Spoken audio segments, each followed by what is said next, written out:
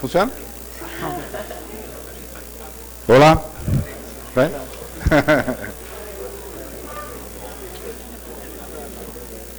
Olá, boas tardes. Eu quisiera invitar a todos, ¿no?, para empezar nuestra última sesión del evento. Con mucho gusto, que yo creo que el tema que vamos a cerrar el evento ahora me parece muy pertinente, ¿no? Hemos hablado todos los días, ¿no?, sobre la importancia de los servicios ecosistémicos, la importancia, ¿no?, de lo papel de la naturaleza en relación a los servicios hidrológicos, regulación de flujo, calidad de agua, cantidad de agua.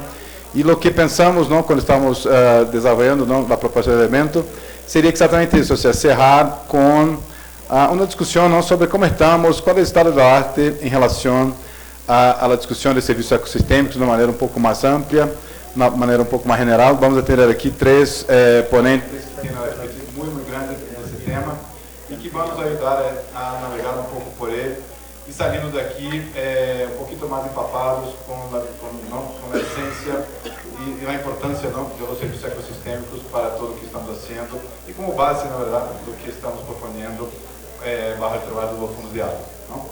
Então, a sessão vai ter como três apresentações, não? E depois teremos aí a oportunidade de estar intercambiando com a audiência perguntas, respostas e aí assim aí como pouquinho de discussão ao redor do tema, ok? Inicialmente eu gostaria de invitar a Sheila Reddy. Sheila es una pesquisadora, ¿no?, trabaja con TNC. Su pesquisa foca en el entendimiento y la práctica de transformación del sector privado y políticas públicas, ¿no?, de una manera que haga que la conservación sea cada vez más una parte del modo de vida de las personas y del trabajo, ¿no? A través de la colaboración que TNC tiene, ¿no?, con Dow Chemical, Sheila ha sido parte del equipo, ¿no?, que está desarrollando nuevos métodos, herramientas y objetivos, ¿no?, para las empresas de una manera que puedan valorar la naturaleza en su toma de decisiones.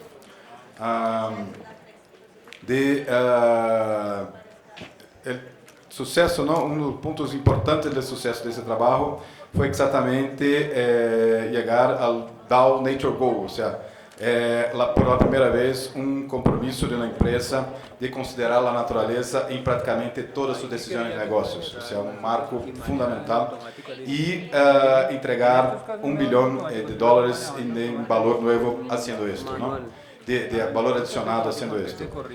Sheila es ahora el líder de TNC para este piloto, ¿no?, de Dow y otras corporaciones en términos de valoración de la naturaleza.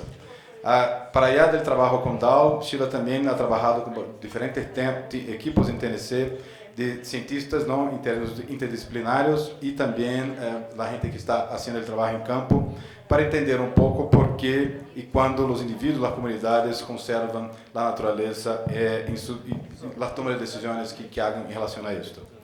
Antes de se juntar a TNC en 2011, Sheila estava como pesquisadora em pós-doutorado no Departamento de Economia e de Ecologia e Biologia Evolucionária em Brown University.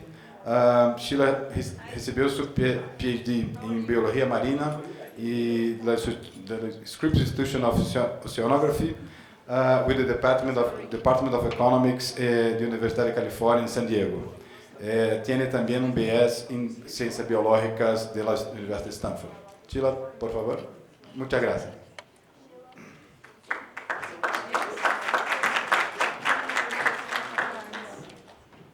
Thank you, Fernando, and good afternoon. So on Tuesday afternoon, a group of us hiked up through the rain and the mist to see one of the sources of the drinking water for the city of Bogota. And that's the Los Tunjos Lagoon in the Sumapaz Paramo, pictured here on the left. On the way, we also got a chance to see cattle exclusions that were installed on a farmer's land to help improve water quality. Standing there, getting a bit drenched by the rain, feeling a bit chilly, we were thousands of miles away, literally and figuratively, from where I've been doing work on water issues in Texas. The Brazos River in Texas, shown here on the right, it ran dry in 2011 when I started doing the work with the Dow Chemical Company. The main users on this river are big chemical companies and petro companies like Dow, the city of Houston, and there's very little agriculture. So this field trip, and I think the experiences across the partnership that we're celebrating and exchanging about here at the summit have really sent a clear message that we all share these water challenges collectively, but the solutions are not one size fits all. So what I'm going to try and do today in this presentation is I'm going to try and argue that we need science to help us understand how do we come up with bundles of interventions that fit specific social, ecological systems and contexts. And for the purpose of this talk and maybe going forward, I'm going to borrow a concept from healthcare professionals. But I'm going to redefine this intervention bundles concept a little bit here for conservation and water resource management. And I'm going to call it a small set of evidence-based interventions for specific social ecological system and context that when used together provide better outcomes than generic or individual interventions. So how do we identify these intervention bundles? I mean, this is what people are doing here in this summit. This is what's represented here. Well, I'm going to focus on the science of that problem. And I think there's really 3 science questions that we need to be answering. And I'm going to also bring in especially a lens of social sciences and economics to these science questions. So we need to be asking and answering what's going on in these human nature systems. How can we improve the systems? And did we succeed?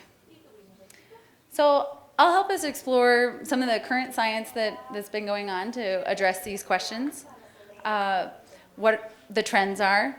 And I'm going to use some examples from water systems around the world, Texas, where I've been doing some work, Peru and Kenya, where others here probably in the room and elsewhere are doing work. And I'll try and point out where I think the science is going and where the gaps are and what we really need to be asking next.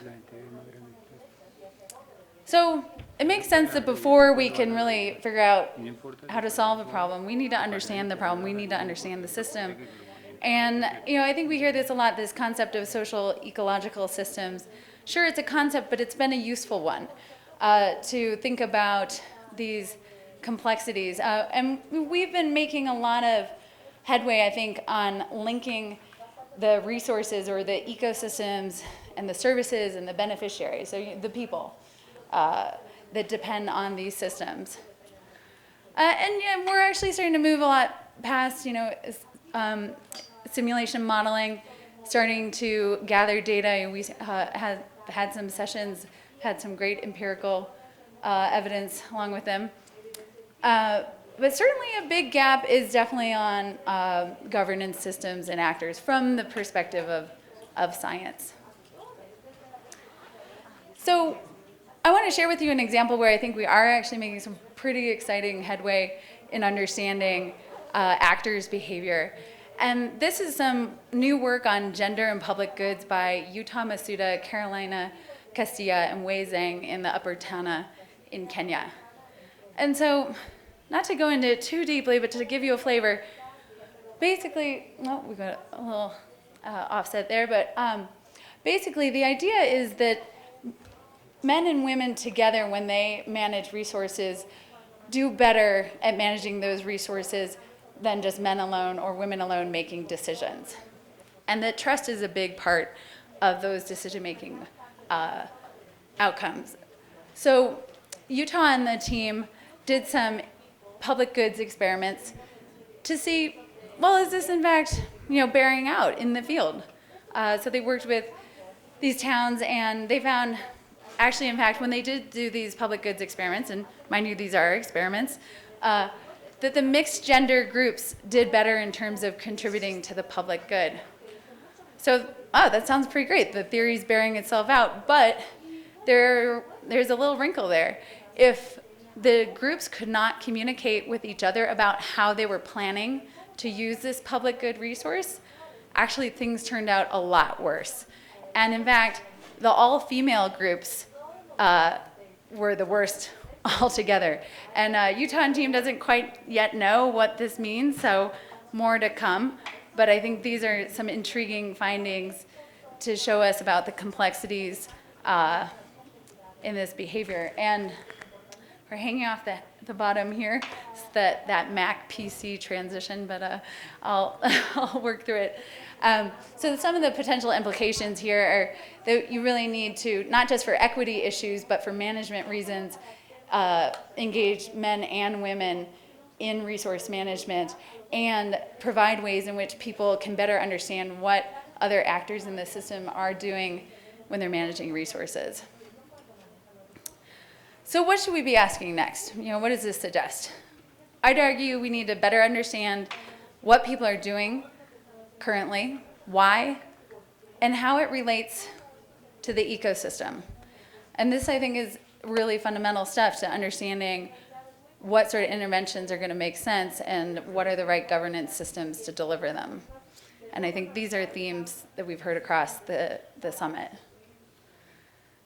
So once we have a better understanding of these systems in which we're working, and we all do, but science, I hope, can help advance that even further, we need to start asking, okay, how can we improve the system? This is what people are asking all the time. But I'd say one thing that I'm seeing that's missing a little bit is really thinking about these interventions as having two components. First, we want to be thinking about what are the right approaches to influence actors' decisions, and then also linking that to what are the decisions that can translate to the biophysical and social or economic outcomes that we'd like. And generally for water funds and water management, these have been falling into the categories of land use and water use. But I'd say that what we're seeing less of is integration of interventions that are addressing water use. That's happening more often, of course, with water markets and pricing, but this has been less part of the dialogue around water funds. And we're starting to see a little bit of evidence about how well these different interventions are working to influence actors' decisions, but I'd argue this is really not where a lot of the science has been lying. It's been around the land use options. And we really, I think, need to be integrating these sorts of interventions and thinking about what's the appropriate way to influence actors' behaviors. For instance, we were talking the other day, and there's agreement that for instance, here in Colombia, in-kind payments are appropriate, whereas in Brazil, cash payments are appropriate. And these types of insights are really important to successful interventions. So I want to share now, under this question about how we can improve the system, a little bit about some of the work that we've been doing in Texas with the Dow Chemical Company, looking at intervention bundles around quantity.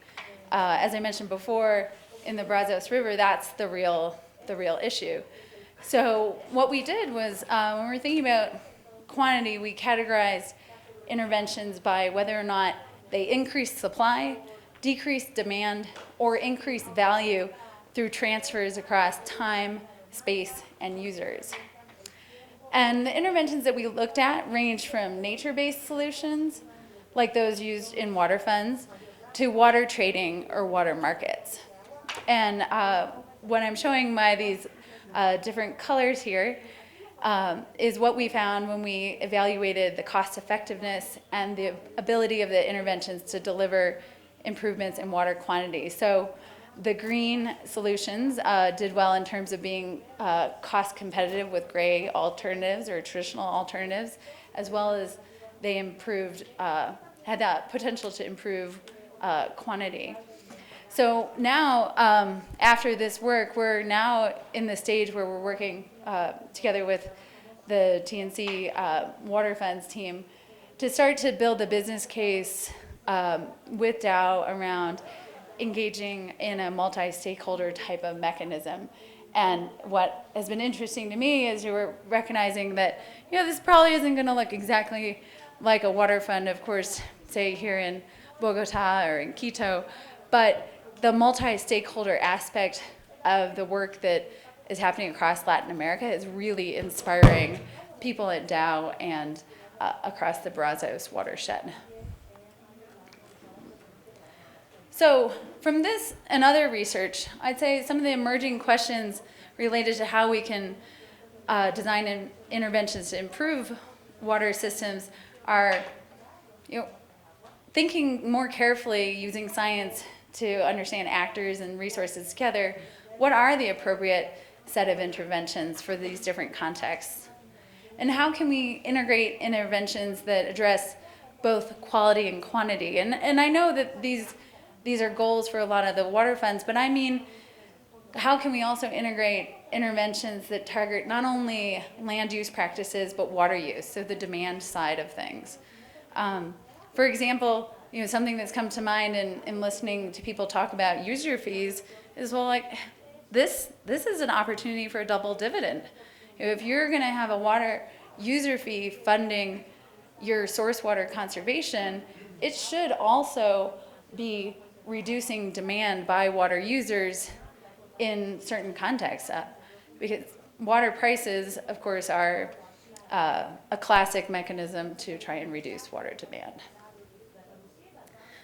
So lastly, of course, we want to know, did these interventions succeed? I mean, that's what we're here for, right? We want to achieve the goals that we've set out together.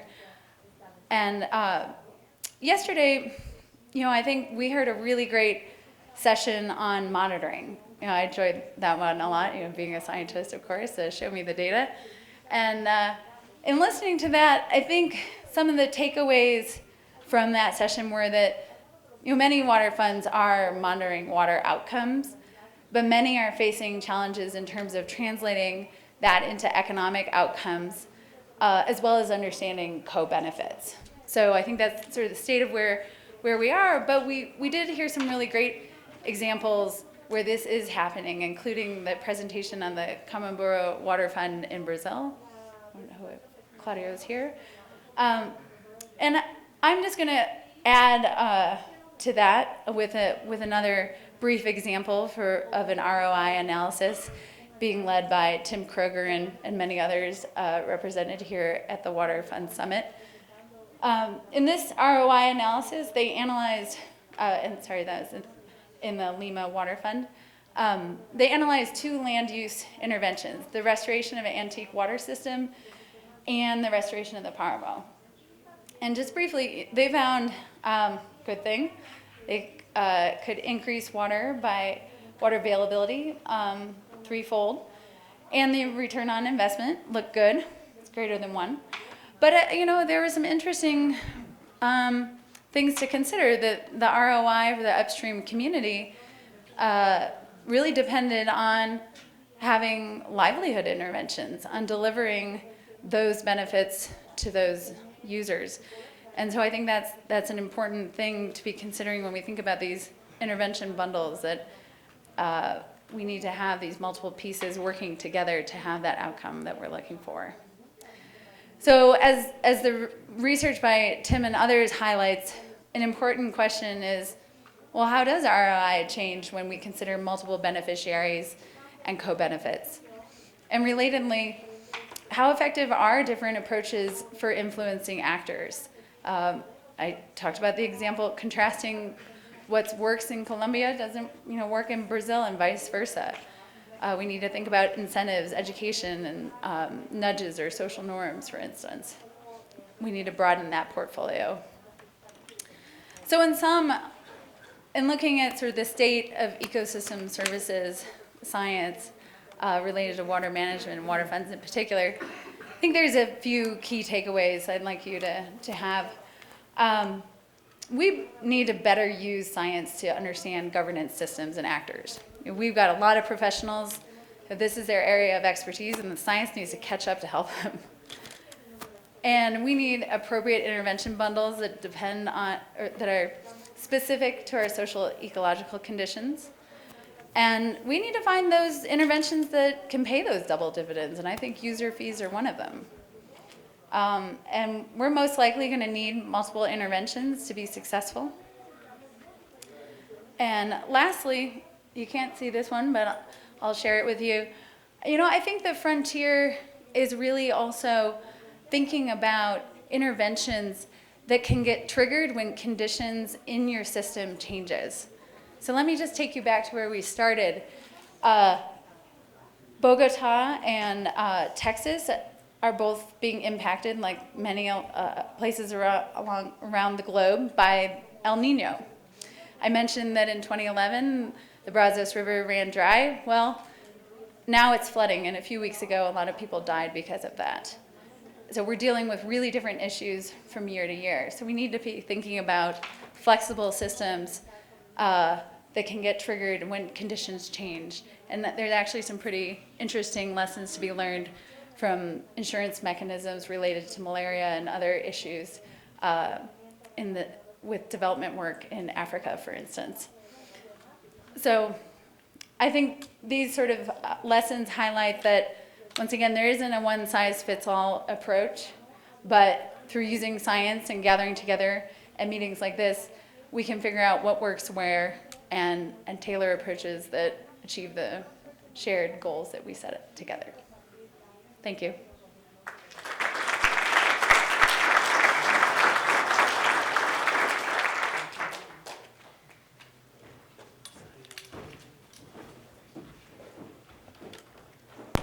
Well, thank you so much, Sheila, for this wonderful presentation and to set the stage for a great discussion after these three presentations. Now, I would like to invite Adrian Vogel, a senior scientist for the Natural Capital Project. We have been working for a long time together, so thank you, Adrian, for being here with us. Adrian is leading the application of INVEST models for watershed services and developing decision support model for spatial planning, permitting new infrastructure projects and mitigation, and targeting investments in watershed conservation. Adrian co-led development of the reuse tool, one of our most important tools, in partnership with the Nature Conservancy in the Latin America Water Funds platform. In addition, Adrian is leading force to link the INVEST economic evaluation approach with output from other hydrological models. Before joining the Nature Capital Project, Adrian worked in Central Texas developing land use planning decision support tools that incorporate freshwater and groundwater ecosystem services, land development, and conservation planning. Adrian received her PhD in aquatic resources from Texas State University, San Marcos, and her BA from the University of Arizona in cultural anthropology. Thank you so much, Adrian, to be with us, please.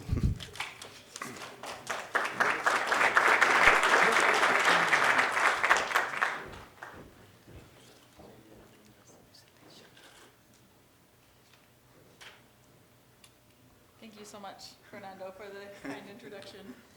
And it's so good to be back here in Bogota for the third biennial Water Funds meeting. I was at the second biennial Water Funds meeting 2 years ago when I met a lot of you all.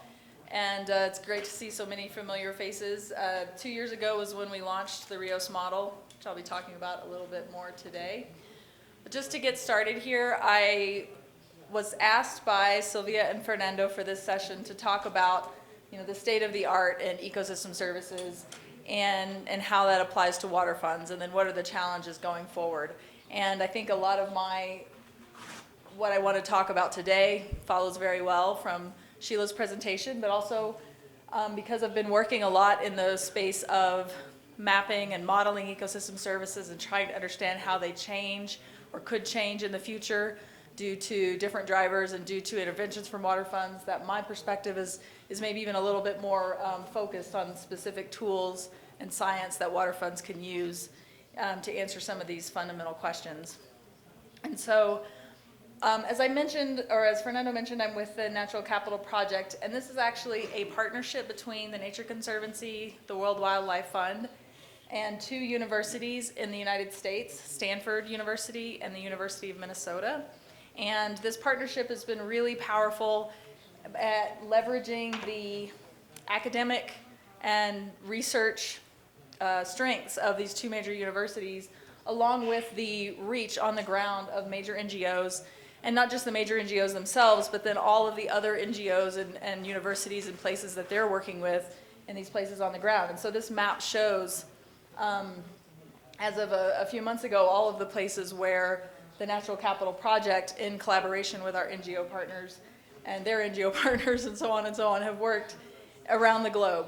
And I wanted to highlight the fact that these dots that are covering Latin America, you know, at least 90% of those engagements have been in collaboration with Latin American water funds and the partnership. And so that's been a really, really fruitful partnership for us. And it's really helped us to understand and dig into this particular kind of decision that people are making. Although one size doesn't fit all, as Sheila said very well, in terms of how do you intervene, we found that there are some common issues and commonalities that all of these funds are dealing with. And in fact, that all of these projects around the world are dealing with that have to do with understanding ecosystem services, the benefits to society, and how you can map and model and better understand those services and get them into decisions. So the Natural Capital Project has been working over the last 10 years in this area and have developed, among other things, you know, guidance documents and publications and things, we've developed this toolbox, which has been it's been really interesting to see the different ways in which these tools can be used and have been used in different kinds of ecosystem services, assessments, and in water funds. So we started with the INVEST models a few years ago, which are models that allow people to understand if you do different kinds of changes on the landscape, or if you have scenarios of growth, development, climate change, how does that impact your ecosystem services? Those have been very helpful in informing decisions around the world in natural